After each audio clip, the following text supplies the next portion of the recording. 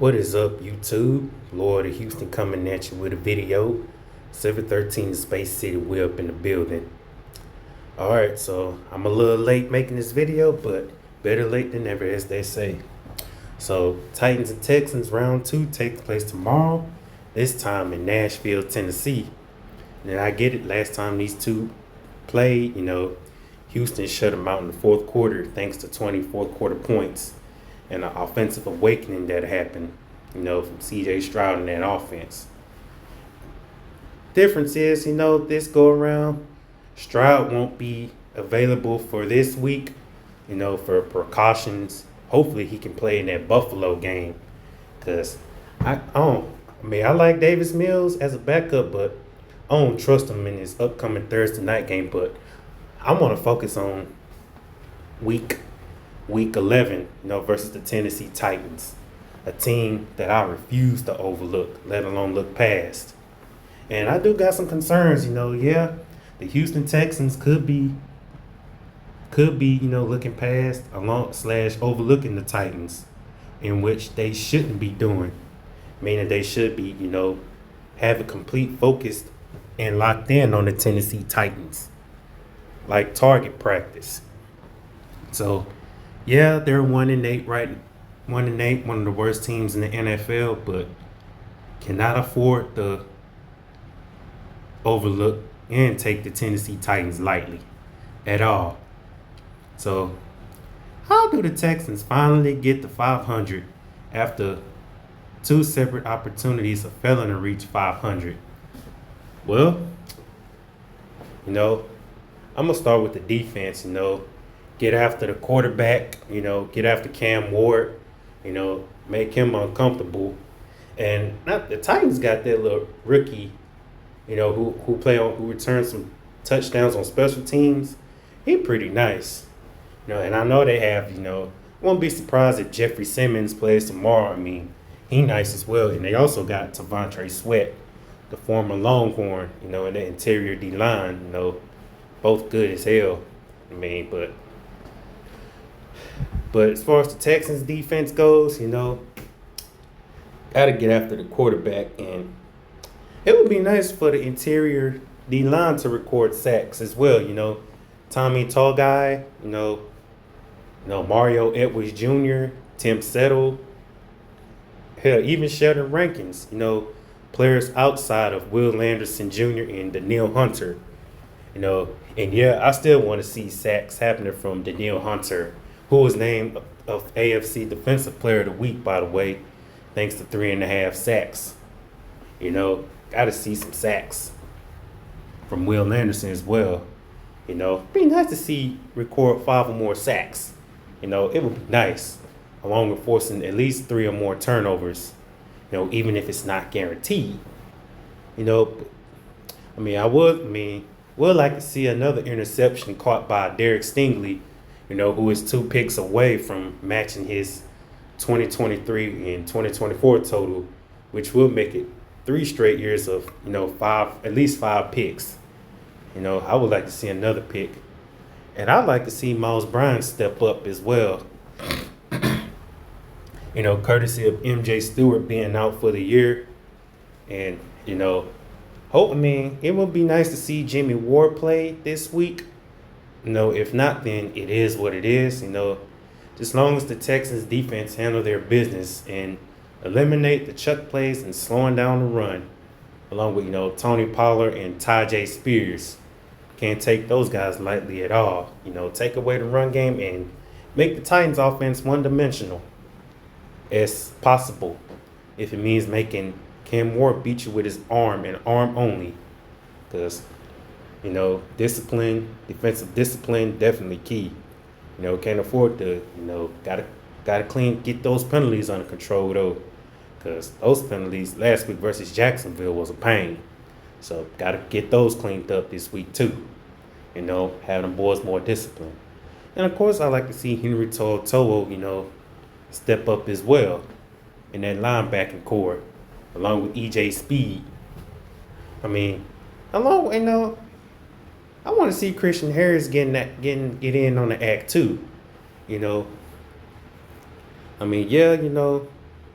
it'd have been nice to see him in the starting run linebacking core, if not for the injuries, not for that injury he suffered and throughout much of 2024. And yeah, he'll been a starting linebacker in that linebacker core. But I mean, shit happens. Now on the offense, yeah, Joe Mixon is really missed in that offense, but Ed Ingram and Titus Howard, good to see that they're playing tomorrow. Trent Brown, probably won't play because of the injury he suffered last week, but thankfully it ain't too serious. The offensive line, got to figure out how to neutralize the Texans killing in Jeffrey Simmons because since day one, he gave the Texans O-line problems.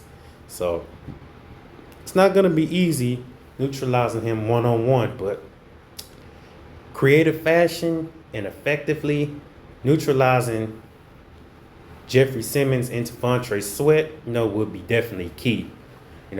Forcing other defensive players to having to step up on the opposing side of the Titans defense. And of course, Woody Marks, got to have himself a day along with Nick Chubb, as an effective 1-2 punch. And of course the offensive line got to protect Davis Mills. Protect Davis Mills, D Mills, I know people are looking at him as just a game manager at best.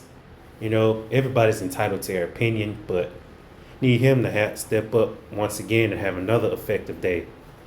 Be smart, be aggressive, don't be too conservative, because, and of course, Nick Caley, got to call creative plays as well if it means putting the offense in good position to effectively putting points on the board inside and outside the red zone because sevens matters more than threes. I mean, yes, field goals are cool, but touchdowns matter more. So, got to sustain them drives, protect the football, and I like to see Jalen Noe get involved a little bit more. Jalen Noe and Cade Stover, I have a feeling he's playing tomorrow. So, welcome back, Cade Stover. Be nice to him, get involved in that tight end core if it means taking the pressure off Dalton Schultz, who's got to have himself a good game as well. Need a big day from him. Nico Collins, Jaden Higgins, got to use him a little bit more. Jaden Higgins and Xavier Hutchinson. Utilize the weapons effectively.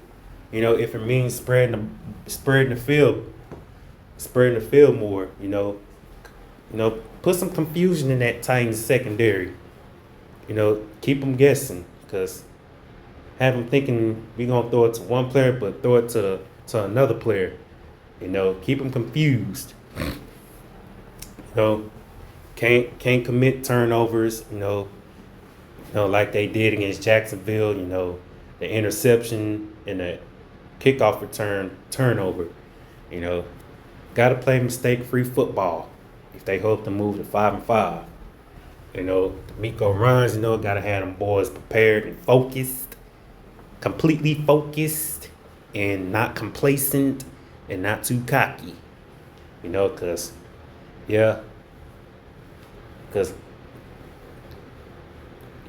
I remember Tennessee walking in the NRG Stadium Week 12 last season and beating the Texans 32-27. Simply because feel like they took the Titans lightly. So that's why I say any given Sunday, as they say, take no team lightly, because they take the Titans seriously. It's a chance that they can, walk out of Nashville victorious. And plus, sweeping the Titans, the second time in the last 3 years.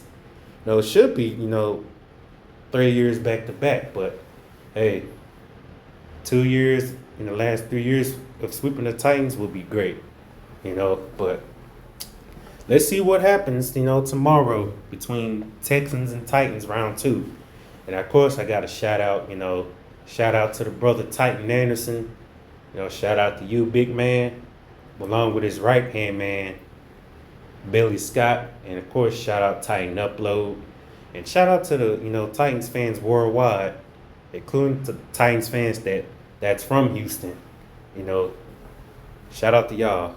But let's see what tomorrow brings us, and let's go Texans. Lord of Houston, known as LTH, checking on up out of here. 713 to Space City.